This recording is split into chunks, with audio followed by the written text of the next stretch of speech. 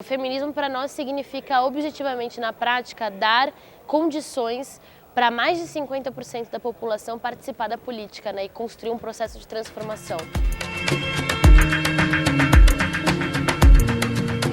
Bom, a minha trajetória na verdade começa com a militância dos meus pais, que desde pequena eles eram militantes do Partido dos Trabalhadores, foram fundadores, né, do PT e enfim, então o contato com a política, o contato com os ideais da esquerda, com a ideia do socialismo, isso tudo vem desde cedo, assim, né? E aí quando eu entro na PUC em 2009, eu conheço o movimento estudantil e o início aqui, na verdade, o início do movimento feminista aqui na universidade. Então eu entrei para um coletivo chamado Construção Coletiva.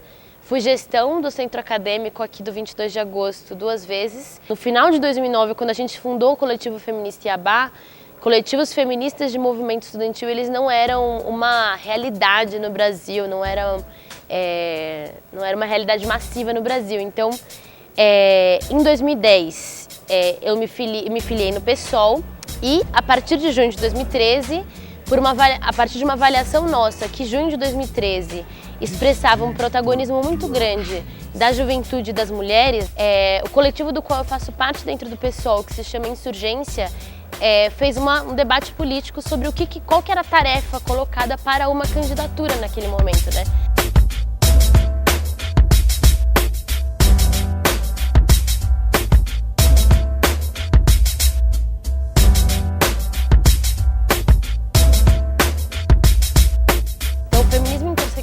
Ele vem, eu acho que é o marco, pelo menos para minha geração de feministas, porque ele amplia muito os sujeitos do feminismo, né? Então ele coloca a necessidade de você dialogar com as mulheres negras, com as mulheres trans, com as mulheres lésbicas, com as mulheres bissexuais, com essa pluralidade mesmo gigante que existe de mulheres.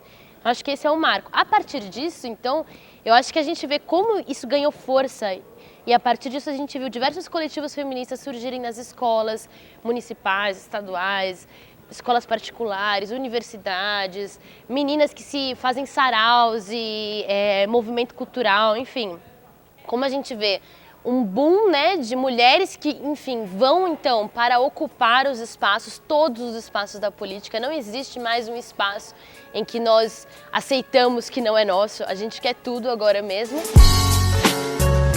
Esse desenvolvimento urbano de São Paulo, ele por si só, ele nos leva a essa realidade de uma cidade que hoje é muito caótica e muito excludente. Aquele processo que a gente via de marginalização, de empurramento, né, dos pobres para a periferia, hoje ele é mais profundo ainda, porque hoje a gente não está falando do centro para o Jardim São Luís, a gente está falando de pessoas que já não conseguem pagar o aluguel no Jardim São Luís.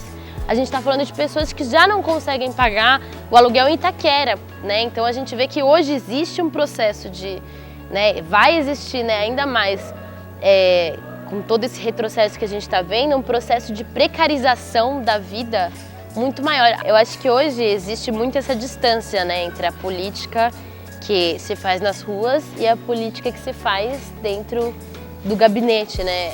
Essa diferença para o mandato de esquerda, na minha opinião, ainda mais no momento que a gente vive, que é o momento de fora Temer, que é o momento de chora cunha, que é o momento de ocupar as ruas pesado, eu acho que essa distância ela não pode existir.